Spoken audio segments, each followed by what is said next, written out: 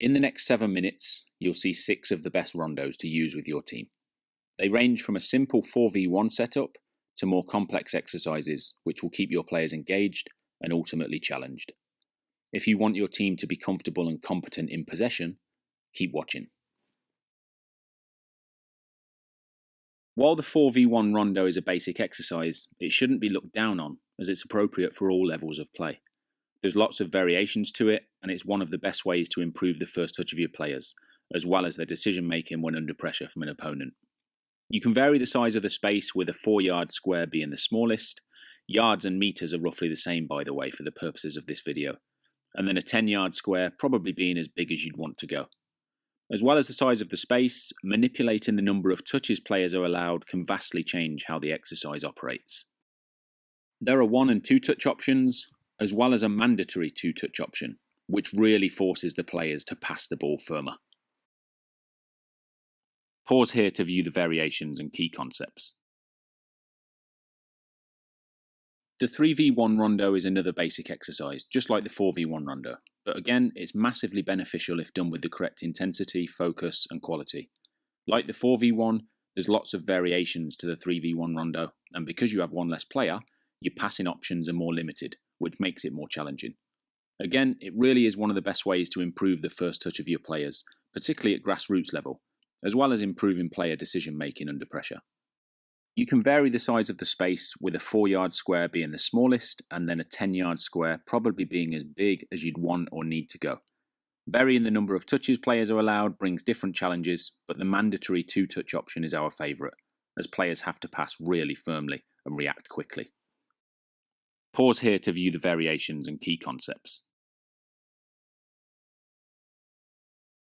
The 4v4 plus 4 rondo is probably the most famous and most used rondo thanks to Pep Guardiola.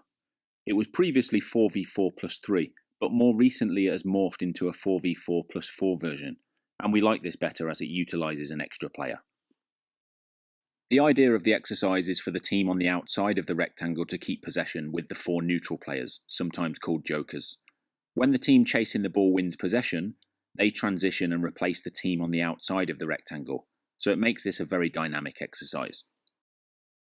You can vary the size of the space, with a 10 by 15 yard rectangle making things very tight and increasing the pressure.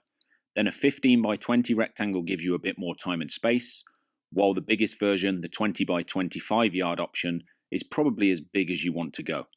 This bigger version requires a lot more running for the team out of possession, so it can be a good option for fitness work. Pause here to view the variations and key concepts. This 8v3 rondo exercise was made famous by Ajax under Erik ten Hag, who's now at Man United of course. The 8 players are set up positionally, and the idea is to hold your position fairly strictly and let the ball do most of the movement. The 3 players chasing the ball can either try to keep possession when they win it, or you can add goals onto each end of the rectangle, so they have an opportunity to score when they win the ball back. Again, you can vary the size of the space, with an 8 by 12 yard rectangle making things extremely tight, and so keeping possession for decent periods is pretty difficult. Increasing to a 10 by 15 yard rectangle gives you a bit more time and space, while the 15 by 20 yard version is bigger and easier to keep possession, and it's very difficult for the middle 3 players to win it back. Again, this bigger version requires more running for the team out of possession, so it can be a good fitness option. Finally, limiting your players to 2 touches is probably the best option if you want them to get used to making good decisions under pressure. Pause here to view the variations and key concepts. The 3v3 plus 3 hexagonal rondo, essentially a 6v6, is a really great exercise to work on triangular passing combinations, and the level of difficulty can be adjusted based on the size of the space and the number of touches players are allowed. 3 players from each team are on the outside of the hexagon and 3 are on the inside.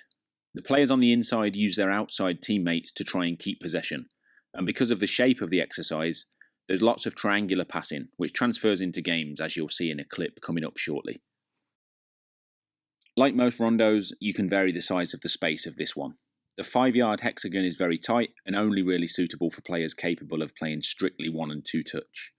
The bigger 7-yard version gives players of all levels more time, while the 10-yard hexagon makes it much easier to keep possession and work on longer, firmer passing. Finally, 2 touches is definitely the best option to get players working on fluid combination play. Pause here to view the variations and key concepts. This 11v5 positional rondo is a great way to work on your team structure and shape, and it can be modified to fit any formation or team setup. The idea is for players to maintain their position and let the ball do the work. The team should shift vertically and horizontally, depending on how you want them to play. But it is important in this exercise to maintain a structure that allows the attacking team to react and recover the ball quickly if they lose possession, before then fluidly moving back into their structure and shape to establish comfortable possession again. Including goals at each end gives the defending team with less numbers an opportunity to transition and score when they win the ball, and this helps to keep the players engaged. As the coach, you should change the size of the space depending how successful your players are at keeping possession, remembering that they always want to be challenged. Pause here to view the variations and key concepts. Investing in rondos pays off over the long term, as you'll see in the next couple of clips from a professional and grassroots team. This is Villarreal, and it's definitely at least partly the result of rondos, but I'll let the clip speak for itself.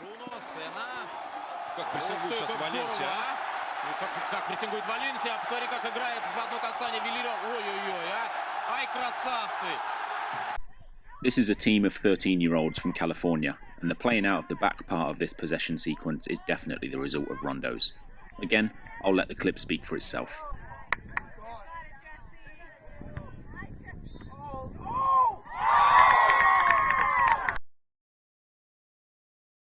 One thing is for certain, if you are patient and committed to the process of helping your players improve, these rondos will be massively beneficial for your team. So get going, stick with it, and let us know how it goes for you. Thank you for watching.